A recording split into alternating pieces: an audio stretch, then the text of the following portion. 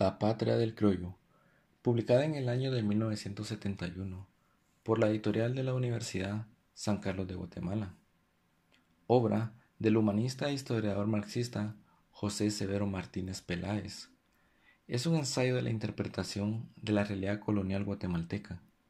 El libro cuenta con 8 capítulos. El primer capítulo comienza narrando el terremoto que sufrió la ciudad de Santiago de Guatemala el día 18 de febrero de 1651, describiendo la crisis de tal desastre ocurrida en ese entonces.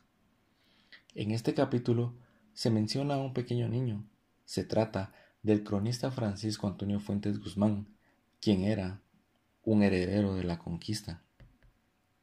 Los criollos, españoles nacidos en América, eran parte de la élite blanca, descendientes de conquistadores, dueños de tierras y dominaban las actividades productivas. Ocupaban algunos cargos públicos de mediana importancia. Fue un grupo más numeroso que los peninsulares, pero inferiores al grupo mestizo. ¿Qué es el mestizaje? Es el encuentro biológico y cultural entre etnias diferentes en el que se mezclan, dando nacimiento a nuevas etnias y nuevos genotipos. Hecho que se dio en la época colonial, dando como resultado a los mestizos, los mulatos y zambos. Todos estos grupos formaron parte de la organización social de la época colonial. Gachupín con criollo, gavilán con pollo, proverbio que corría en la época colonial. Esto se refería a la enemistad entre españoles y criollos e insinuaba discretamente ciertas ventajas de los españoles sobre los criollos.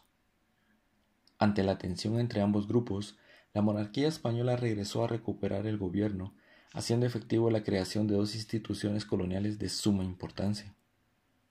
La encomienda fue una institución implementada por los conquistadores españoles. Consistía en un reparto de tierras que se efectuaba entre los conquistadores y colonos españoles. Se les hacía entrega de un grupo de indios para que éstos los protegieran, educaran y evangelizaran. En teoría, los indios pagaban un tributo como obligación de vasallos de la corona. La repartición era la asignación de indígenas como fuerza de trabajo gratuito para los encomenderos de la América Española o para la corona. Estos sistemas fueron creados de una manera hipócrita de apropiarse y esclavizar a los indios. Las leyes nuevas.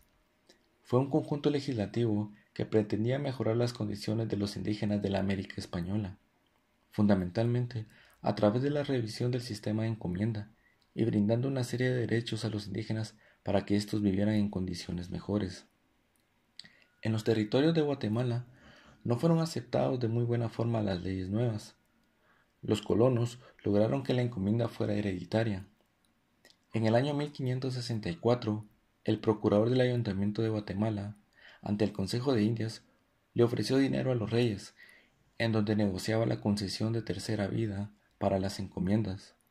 Con esto trataban de evitar presiones y cobros injustos, pero esto no fue del todo cumplido.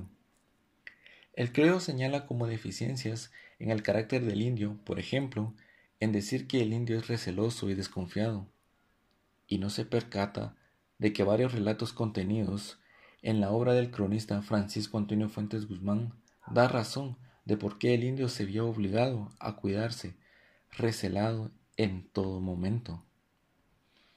En la cédula real de 1601, en que abiertamente se autoriza el repartimiento del Reino de Guatemala, se ordena, no se recomienda, se manda a crear pueblos de indios en las cercanías de las haciendas que los necesiten.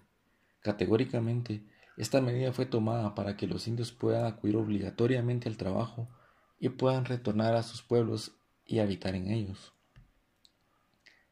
El examen realizado de la vida colonial, sus mecanismos de producción, su forma de gobierno, nos hace pensar hasta qué grado y bajo qué formas principales sigue gravitando aquel enorme trozo de nuestro pasado en la entraña de nuestro presente.